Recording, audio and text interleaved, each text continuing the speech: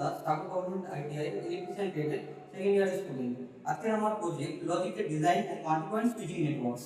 এটাতে আমি দেখিয়েছি কিভাবে সুইচের মাধ্যমে logic gate, or gate, and gate, NAND gate ও নট গেট কিভাবে কাজ করে আমরা ট্রুথ টেবিল মিলিয়ে দেখব।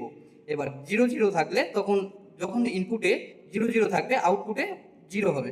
আমার ইনপুট 0 0 আছে, তাই আউটপুটে বাল্ব গ্লো করছে না। এবারে যখন আমার ইনপুটে 0 হবে, একটা ইনপুট 0 আর একটা ইনপুট 1 হবে, তখন আউটপুটে 1 হবে, অর্থাৎ বাল্ব গ্লো করবে, অর্থাৎ আমার ট্রুথ টেবিল অনুযায়ী কাজ করছে। আমরা এবারে অ্যান্ড গেটটা মিলিয়ে দেখব। অ্যান্ড গেটের ক্ষেত্রে দুটো ইনপুট যখন 1 হবে তখন একমাত্র বাল্ব গ্লো করবে, তাছাড়া গ্লো করবে না। আমরা দুটো ইনপুটকে 1 করব, বাল্ব গ্লো করছে, অর্থাৎ আমার ট্রুথ টেবিল অনুযায়ী কাজ করছে। আর বাকি যখন একটা ইনপুট 0 করব তখন গ্লো করবে না, অর্থাৎ আউটপুটে 0 হবে।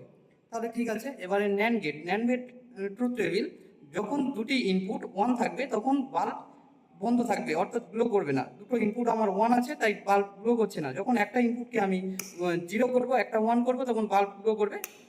অন্য ক্ষেত্রেও তাই। এবারে নট গেট। নট গেট কীভাবে টেবিল অনুযায়ী কাজ করে সেটা দেখব। এক্ষেত্রে দুটো ইনপুট যখন 0 হবে আউটপুট 1 হবে। আমরা দুটো ইনপুটকে 0 করে দেখব আউটপুট 1 হয় কিনা। আউটপুট 1 হচ্ছে, অর্থাৎ ট্রুথ টেবিল ঠিকভাবে কাজ করছে। এবার এই প্রজেক্টের বলবো। এই প্রজেক্টের অ্যাপ্লিকেশনটা আমরা ভবিষ্যতের ক্ষেত্রে টেলিকমিউনিকেশন আরও উন্নতি করতে এবং ডিজিটাল মেমোরি আরও ভালোভাবে তৈরি করতে আমরা এই লজিক গেটের ব্যবহার করতে পারি।